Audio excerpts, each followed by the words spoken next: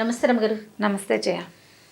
రమగారు, కొంతమంది అంటూ ఉంటారు మేము ఎన్ని ప్రయత్నాలు చేసినా కూడా సక్సెస్ కాలేకపోతున్నామని. అంటే వాళ్ళు ఎక్స్పెక్ట్ చేసింది రీచ్ కాలేకపోతున్నాం అని చెప్పి బాధపడుతూ ఉంటారు. దీనికి మనం ఎలాంటి రీజన్స్ని తీసుకోవాలంటారు? ఆ ప్రయత్నాలు అనేవి ఏ విధంగా వెళ్తే సక్సెస్ని పొందడానికి అవకాశం ఉంటుందంటారు? జనరల్గా సక్సెస్ అంటే ఉద్యోగాల్లో వాటిల్లో కాదు, వ్యాపారాల్లో ఉంటూ ఉంటుంది కదా. ఉద్యోగం అంటే ఏదో జాబ్ చేసుకుంటూ ఉంటారు. ఇప్పుడు ప్రాజెక్టులు, మేనేజర్లు ఇంకా పై స్థాయి అయితే అది వేరే కదా. ఏదో కొత్త కోర్సులు నేర్చుకోవడం, ఇంకొంచెం టూల్స్ డెవలప్ చేసుకోవడం, ఇంకొంచెం ఎక్స్పీరియన్స్ పెట్టుకోవడం చేస్తారు. మిగిలినది సక్సెస్ అంతా జనరల్గా వ్యాపారాలు. ఏదైనా ఒక కొత్తది మొదలు పెట్టాము, అది సక్సెస్ అవ్వలేదు. ఒకటి ఫోకస్డ్గా చేయలేకపోవటం, మొట్టమొదటిది ఫోకస్ లేకపోవటం. రెండోది రాంగ్ ఛానల్ తీసుకున్నామేమో చూసుకోవాలి కదా జయ. ఇప్పుడు కొంతమందికి చాలా వంట సరదా ఉంటుంది, అంటే ఇప్పుడు అందరూ క్యాటరింగ్ చేసి బాగా సక్సెస్ అవుతున్నారు అని అది చేయాలనుకుంటారు. దానికి ఇప్పుడు వ్యాపారం అనేసరికి నేను ఒకటే చేసేసుకోవటం కాదు కదా, 4 ఉన్నాయి దానికి. ఒకటి, నీ దగ్గర వస్తువు నువ్వు ఇచ్చేది సరైనది ఇవ్వాలి, దానికి ప్రజెంటేషన్ బాగుండాలి, ప్రజలు గ్యాదర్ అవ్వాలి, వాళ్ళు మెచ్చుకోవాలి, మౌత్ టు మౌత్ పబ్లిసిటీ కావాలి. అంతే. లేదా నువ్వు బోల్డ్ అంత అడ్వర్టైజ్ చేస్తావు, చాలా అడ్వర్టైజ్మెంట్ చేసావు, వస్తువు బాగుండలేదు, పేరు పోతుంది కదా, మళ్ళీ పిలవరు. ఈ 4 కలవాలి కదా ప్రతి చోట. ప్రతి వ్యాపారానికి వస్తువు బాగుండాలి, నీకు అమ్మే నేర్పు ఉండాలి, పరిస్థితులు అనుకూలించాలి, ప్రజలు మన చుట్టూతా గ్యాదర్ అవ్వాలి, మనం అలాంటి చోటకి వెళ్ళి అమ్మాలి. తర్వాత పబ్లిసిటీ కావాలి, పరిస్థితులు అనుకూలించాలి. ఎలాగో ఉంది. ఇప్పుడు ఎలా అంటే ఎండాకాలం హీటర్లు అమ్మకూడదు, వర్షాకాలం ఏసీలు, కూలర్లు అమ్మలేకపోతాం. కాలానుగుణంగా, సమయానుగుణంగానే చేయాలి. ఒక్కొక్కసారి అన్ని చక్కగా సరిపోయినట్టుగా ఉన్నా కూడా మనం కాలానుగుణంగా చేస్తాము, మన దగ్గర అన్నీ ఉన్నాయి, కానీ ఒక్కోసారి సక్సెస్ రాదు. అప్పుడు కొత్త విషయాన్ని ఏదైనా తీసుకుంటే బాగుంటుందని అనిపిస్తుంది. డిమాండ్కు తగ్గ పనిని మొదలు పెడితే కొద్దో గొప్ప కొంత ముందుకెళ్తామేమో బహుశా. ప్రతిసారి ఒకే వస్తువుకి ఒకే రకమైన డిమాండ్ ఉండదు, కొన్ని ఉంటాయి అట్లా. ఎప్పుడు ఖర్చులు ఉండేవి చేయ. పప్పులు, ఉప్పులు సంవత్సరం అంతా కావాలి కదా, బట్టలు సంవత్సరం అంతా కావాలి, చెప్పులు సంవత్సరం అంతా కావాలి, పుస్తకాలు సంవత్సరం అంతా కావాలి. అలా ఏడాది పొడుగుతా జనం కొనగలిగి వాడగలిగి అంటే మనకి వినిమయం ఉండే వస్తువుల మీద ప్రయత్నం చేసుకోవచ్చు. సీజనల్గా వాడే వస్తువులను కనుక పెట్టుకుంటే అంతే పెట్టుకోకుండా దాంతోపాటు సంవత్సరం అంతా వాడే వస్తువుని ఒకదాన్ని దాంతో జత చేర్చుకోవాలి. వ్యాపారాల్లో ఎప్పుడూ ఇలాగే ఉంటుంది. ఇలా కాకుండా జీవితంలో సక్సెస్ అవ్వడం అనేది ఒక పెద్ద ప్రశ్న. జీవితంలో సక్సెస్ కావు. ఏదో పెళ్లి చేస్తారు, భార్యాభర్తకి మనకూడదు, సరిగ్గా ఉండలేకపోతారు, ఎప్పుడు కొట్టుకుంటారు, ఏదో వాదనలు వస్తుంటాయి, పొట్లాట్లు వస్తాయి, వాళ్ళమ్మ వీళ్ళమ్మ నాన్న అంతా చేరతారు. అబ్బాయి ఏం చేసినా ఆ అమ్మాయికి నచ్చదు, లేదా అమ్మాయి ఎంత పని మంత్రాలైనా అబ్బాయికి సరిపోదు, సక్సెస్ కాలేకపోతారు. వీళ్ళు మిస్ మ్యాచ్. అవును. ఇప్పుడు మిస్ మ్యాచ్ అయితే వ్యాపారం మానేసేసినట్టుగా వివాహాన్ని కూడా మానేసుకోండి అని ఎలా చెప్తాం? వివాహాన్ని ఫోకస్డ్గా చేయండి అని చెప్పలేము. వీళ్ళిద్దరికి మనసులు కలిసి ఉండాలి కదా.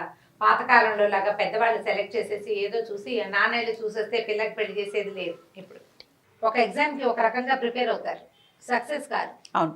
అంటే ప్రిపరేషన్ మార్చాలని కదా అర్థం. అంతే కదండి. మళ్ళీ అదే ప్రిపేర్ అయితే బాగా చదివితే బాగా రాయగలుగుతాం కదా. Simple example. మనం బాగా చదివి చాలా టైం ఇచ్చినా కూడా మనం సరిగ్గా క్రాక్ చేయలేకపోయాం, సరిగ్గా ఎగ్జామ్ ప్రెజెంట్ చేయలేకపోతే, ప్రెజెంటేషన్ సరిగా లేకపోయి, లేదా మనం అప్ టు ద మార్క్ మనకి ఎన్ని మార్కులు కావాలో అంత చేయలేకపోయామంటే మోడ్ ఆఫ్ ప్రిపరేషన్ లో మార్పు చేయాల్సిందేనని తెలుసుకోవాలి. ఇంటర్వ్యూలకు వెళ్తారా, ఎన్ని ఇంటర్వ్యూలకో వెళ్తుంటారు, సక్సెస్ కాదు. మన ప్రెజెంటేషన్ బాగుండలేదు. ఇప్పుడు ఎలా వచ్చిందంటే ఒక్క జీవితానికి మనకి అవకాశం లేదు చేయ. ఫ్యామిలీ, మ్యారేజ్, పెళ్లిని ఎట్లా సక్సెస్ చేసుకోవాలో మనకు తెలియదు. ఎగ్జామ్స్ ఎలా సక్సెస్ చేసుకోవాలో చెప్పేందుకు టీచర్స్ దొరుకుతారు.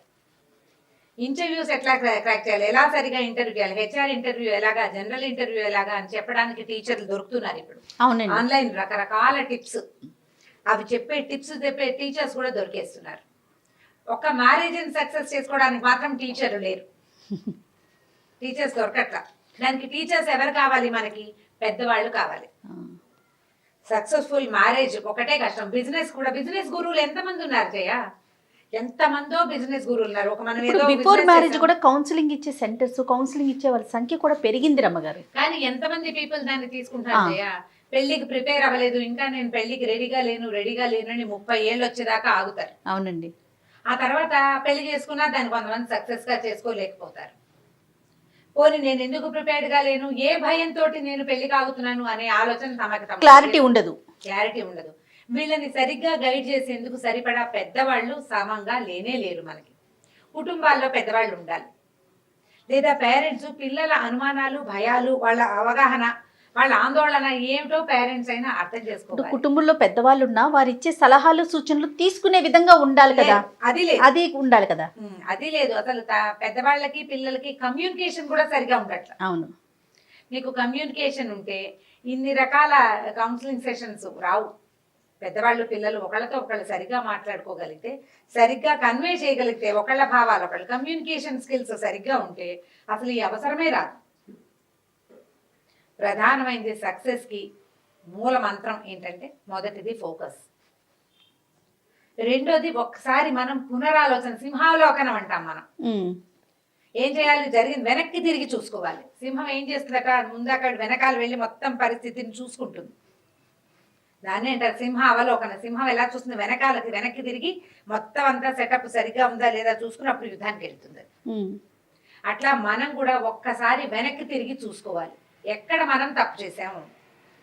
ఏ విషయంలో అయినా, నువ్వు చదువుకంతే, వ్యాపారానికంతే, వివాహానికంతే, ఉద్యోగానికి అంతే. జాబ్లో కూడా ఎన్నేళ్ళో మనం ఒకే పొజిషన్లో ఉండిపోయాం, పైకి వెళ్ళటం. ఏదైనా జాబ్ అయినా మారు, ఈ పొజిషన్ లో నుంచి పైకి వెళ్ళడానికి నువ్వేం చేయాలో ఆలోచించి ప్లస్ చేసుకోవాలి. మారటం కన్నా కూడా పై స్టెప్ కి వెళ్ళాలంటే మనం ఏం చేయాలి, మనలో ఎక్కడ మార్పులు తీసుకురావాలనేది ఆలోచించుకోవాలి కదా. అంతేగాని మొత్తం పరిస్థితుల పట్ల కోపం తెచ్చుకుని, తర్వాత ఏమో సమాజం పట్ల కోపం తెచ్చుకుని కృంగిపోవటం కరెక్ట్ కాదు. కుంగిపోకూడదు, పొంగకూడదు. మొదటిది ప్రధానమైంది నేను ఎక్కడున్నాను, నేను ఎక్కడికి వెళ్దాం అనుకుంటున్నాను, అక్కడికి వెళ్ళాలంటే నేను అసలు ఏం చేయాలి, అంతే ప్రశ్న. నేను చేసేది దానికి సరిపోతుందా లేదా. నాకు కోటీశ్వరరాలు అయిపోవాలి ఉంది జయ అనుకో, కోటీశ్వరులు అయిపోవాలి, నేను కోటీశ్వరాలు అయిపోవాలని పేపర్ మీద శ్రీరామ రాసినట్టు రాస్తే కుదురుతుంది, పేపర్లు నిండిపోతాయి, అంతే. ప్రయోజనం ఏముంది, నువ్వు చేస్తూనే ఉంటావు పని. ఇక్కడ ఒకటి నువ్వు ఖాళీగా లేవు, రాసుకుంటున్నావు కదా రోజు రామకోటి. చేయాల్సిందేమిటి, దానికోసం ప్రయత్నం చేయాలి. అంత మటుకు వెళ్ళాలంటే జనరల్గా కోటీశ్వర్లంతా ఎలా అయ్యారు, వ్యాపారాల వాళ్ళు ఎక్కువ అవుతారు. చాణక్యుడు చెప్పాడు, డబ్బు సంపాదించడానికి ది బెస్ట్ మార్గం వ్యాపారమే అని. చాణక్యుడి రోజుల్లోనే చూడండి, ధనవంతులందరూ వితౌట్ రాజు అంటే రాజులు కాకుండా మిగిలిన ధనవంతులంతా వ్యాపారస్తులు. వ్యాపారమే ధనార్జనకి మంచి మార్గం, వ్యాపారం చేయాలి. అసలు మనకేమొచ్చు, అసలు మన దగ్గర ఏముంది, ప్లస్లు మైనస్లు, ఏ ఊళ్ళో ఏమమ్మాలి, ఏ ఊళ్ళో ఏమమ్మాలి, ఉప్పు లేని చోట అది పట్టుకెళ్ళి ఇవ్వాలి, ఉసిరికాయలు లేని చోట ఇవి తీసుకెళ్ళి ఇవ్వాలి. అలా ఆలోచించుకోవాలి మన రీచ్ని బట్టి.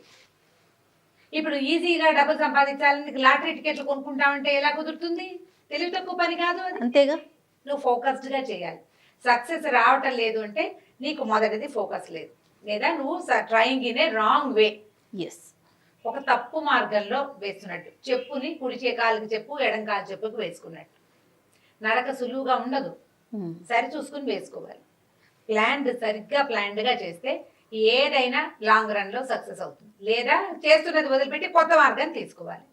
ఇలా ఆలోచిస్తే ముందు మిమ్మల్ని మీరు ప్రశ్నించుకోండి, డబ్బు సంపాదించాలంటే, సక్సెస్ కావాలంటే వ్యాపారం ది బెస్ట్ యాజ్ పర్ చాణక్యుడు.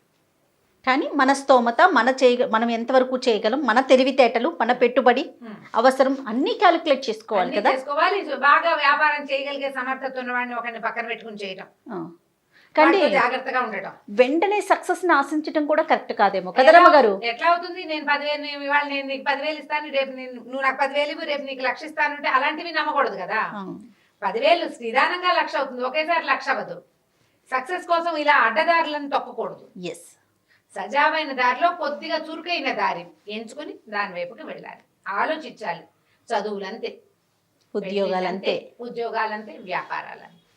జస్ట్ మనం సరిగ్గా ఎక్కడున్నాం అనేది ఆలోచిస్తే సరిపోతుంది, అంతే. రైట్. ఓకే రమ్మగారు, నమస్తే. నమస్తే జయ. ఈ వీడియో కనుక మీకు నచ్చినట్లయితే లైక్ చేయండి, షేర్ చేయండి. మరిన్ని వీడియోస్ కోసం మా ఛానల్ని సబ్స్క్రైబ్ చేసుకోండి.